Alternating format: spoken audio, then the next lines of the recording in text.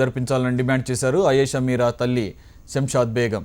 పునర్విచారణ సిట్తోనే జరిపించాలని కనుక ప్రభుత్వం భావిస్తే హైకోర్టు పర్యవేక్షణలోనే జరగాలని అంటున్న శంషాద్ బేగంతో మా ప్రతినిధి నరసింహరావు ఫేస్ టు ఫేస్ ఇప్పుడు చూద్దాం. గుంటూరు జిల్లా తెనాలకు చెందినటువంటి అయేషా మీరా బీఫార్మసీ చదువుతూ విజయవాడలో హత్యకు గురైంది.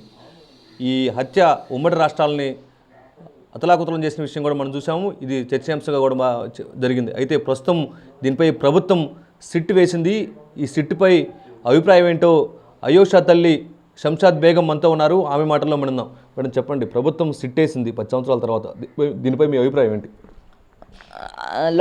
లోకల్ పోలీస్తో అయితే మాకు న్యాయం జరుగుతుందని మేము అనుకోవటం లేదండి.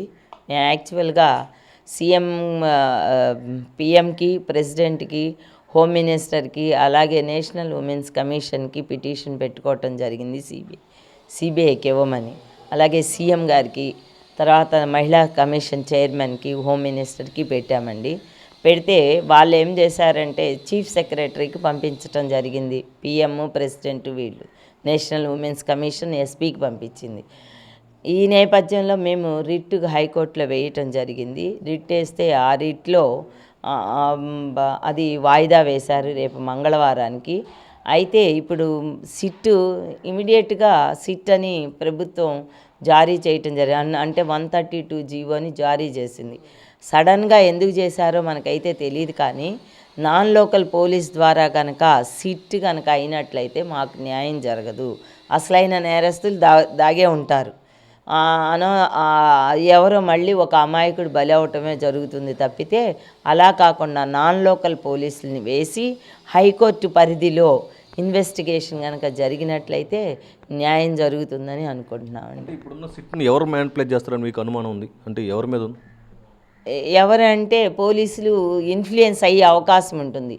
వాళ్ళు పొలిటికల్ లీడర్స్ కాబట్టి, అంటే ఈ గవర్నమెంట్ పొలిటికల్ లీడర్స్ కాదు, వేరే అయినా కూడా పోలీసులు లోకల్ వాళ్ళు అయితే ఇన్ఫ్లుయెన్స్ అయ్యే అవకాశం ఉంటుంది కాబట్టి మా అనుమానం. ఎందుకంటే ఇంతకుముందు కేసులో రాజశేఖర రెడ్డి ప్రభుత్వం పూర్తిగా ఇన్వాల్వ్ అయ్యి పోలీసులు వాళ్ళు రాజశేఖర రెడ్డి ప్రభుత్వము, కోనేరు రంగారావు ఫ్యామిలీ మొత్తం ఇన్వాల్వ్ అయ్యి మొత్తం ఇన్వెస్టిగేషన్ చేయకుండానే ఎవరో ఒకరిని తీసుకొచ్చి అమాయకుడిని బలి చేశారు.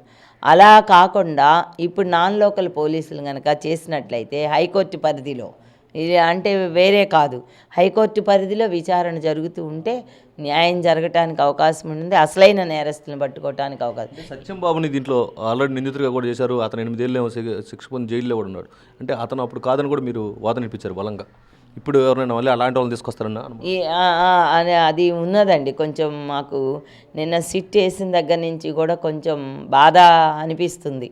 ఎందుకంటే మేమేమో సిబిఐ అడిగాము, బట్ వెంటనే 132 జీవోని గవర్నమెంట్ అనౌన్స్ చేసింది. బట్ గవర్నమెంట్ మాకు ఫర్గానే ఉంది.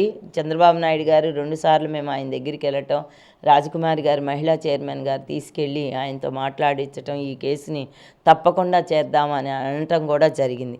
బట్ ఆయన కాదు, పోలీసులు ఏమన్నా లోకల్ పోలీసెస్ని ఇన్ఫ్లుయెన్స్ చేసే అవకాశం ఉంటుందేమోనని భయం ఒకటి ఉంది.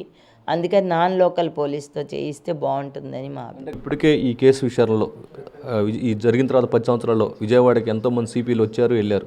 ఇప్పుడు సిట్ వేసింది, 10 సంవత్సరాలు గడుస్తుంది. అయినా కూడా మీకు న్యాయం జరిగిద్దని ఒక నమ్మకం ఉందా? అసలు న్యాయం జరగకపోతే సమాజానికి ఎలాంటి మెసేజ్ కూడా వెళ్ళిద్ది అనుకుంటారు?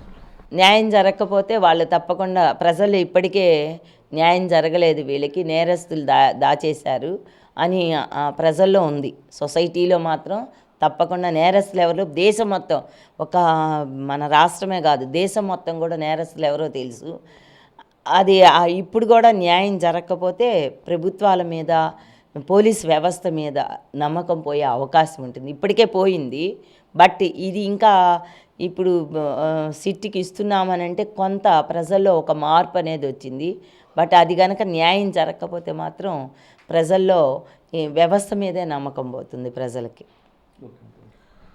సో ఇది మనం చూసుకుంటే మొత్తానికి బీఫార్మసీ చదువుతున్నటువంటి అయేషా మీరా హత్యకు గురై కూడా 10 సంవత్సరాలు గడుస్తుంది. ఇప్పటికీ దీనిపైన అనేక విచారణలు. అన్నం తినకుండా కొన్ని రోజులైనా బతకొచ్చు, కానీ నీళ్లు తాగకుండా ఉండలేం. కాదు బతకలేం. మనిషి జీవన క్రియలో నీరే అన్నింటికీ ఆధారం. మరి మీరు తాగుతున్న నీటిలో మినరల్స్ ఉన్నాయా? ఇదేం క్వశ్చన్ అండి బాబు. ఇప్పుడు జనరల్ వాటర్ ఎవరు తాగుతున్నారు? అంతా మినరల్ వాటరే కదా అని మీకు అనిపించవచ్చు. కానీ జనరల్ వాటర్లోనే ఫుల్ మినరల్స్